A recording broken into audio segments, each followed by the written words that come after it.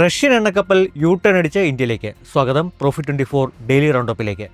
Russian എണ്ണ വാങ്ങുന്നത് വർദ്ധിപ്പിച്ച് ഇന്ത്യ. ചൈനയിലേക്ക് എണ്ണയുമായി പോവുകയായിരുന്ന റഷ്യൻ എണ്ണ ടാങ്കർ ദക്ഷിണ ചൈന സമുദ്രത്തിൽ യു ടേൺ എടുത്ത് ഇന്ത്യയിലേക്ക് വന്നു തുടങ്ങി. മാർച്ച് 21-ന് മംഗലാപുരം തുറമുഖത്താവും അക്വാ ടൈറ്റൻ എന്നു പേരുള്ള ഈ റഷ്യൻ എണ്ണക്കപ്പൽ അടുക്കുക. റഷ്യൻ ക്രൂഡിനുമേലുള്ള ഉപരോധം 1 മാസത്തേക്ക് US പ്രസിഡന്റ് ട്രംപ് പിൻവലിച്ചതോടെ ഇന്ത്യ ഇതിന്റെ പ്രയോജനം എടുക്കാൻ ആരംഭിച്ചിട്ടുണ്ട്. ഒരാഴ്ചയ്ക്കിടെ 30 ദശലക്ഷം ബാരൽ ക്രൂഡ് ഇന്ത്യ റഷ്യയിൽ നിന്ന് ഇറക്കുമതി ചെയ്തു കഴിഞ്ഞു. ഹോർമൂസ് പ്രതിസന്ധി മൂലം കുടുങ്ങിയ കാർഗോ ഷിപ്പുകൾക്ക് തിരികെ ഇന്ത്യൻ തുറമുഖങ്ങളിലെത്തി ചരക്കിറക്കാമെന്ന് കേന്ദ്ര സർക്കാർ. വിദേശത്തേക്ക് ചരക്ക് കയറ്റി അയച്ച് കുടുങ്ങിയ കയറ്റുമതിക്കാരെ സഹായിക്കാനാണ് നടപടി. കാർഗോയിലെ ഉൽപ്പന്നങ്ങൾ തിരികെ തങ്ങളുടെ സംഭരണ കേന്ദ്രങ്ങളിലേക്ക് എത്തിക്കാനും ആഭ്യന്തര വിപണിയിലേക്ക് ഇറക്കാനും കയറ്റുമതിക്കാർക്ക് സർക്കാർ പിന്തുണ നൽകും. പൈപ്പിടി ഗ്യാസ് കണക്ഷനുകളെ പ്രോത്സാഹിപ്പിക്കുന്ന സംസ്ഥാനങ്ങൾക്ക് 10% അധിക വാണിജ്യ LPG കണക്ഷനുകൾ നൽകാൻ കേന്ദ്ര പെട്രോളിയം മന്ത്രാലയം.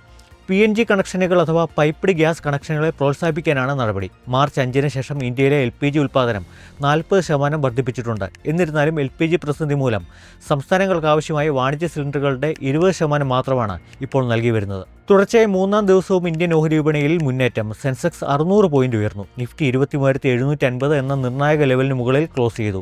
IT ഓഹരികളിലെ വാങ്ങൽ താൽപ്പര്യമാണ് വിപണിക്ക് കരുത്തായത്. IT സൂചിക 2.5% മുന്നേറ്റം നടത്തി. അസ്ഥിരത സൂചിപ്പിക്കുന്ന ഇന്ത്യ വിക്സ് 5% കൂടി താഴേക്കിറങ്ങി.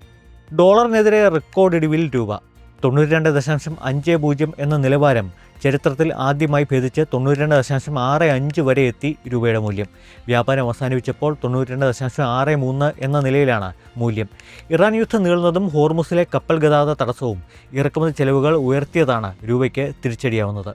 കേരളത്തിൽ സ്വർണം ഗ്രാമിന് 30 രൂപ കുറഞ്ഞ് 14,460 രൂപയായി. പവന് 240 രൂപ കുറഞ്ഞ് 1,15,920 രൂപയിലേക്ക് വില താഴ്ന്നു.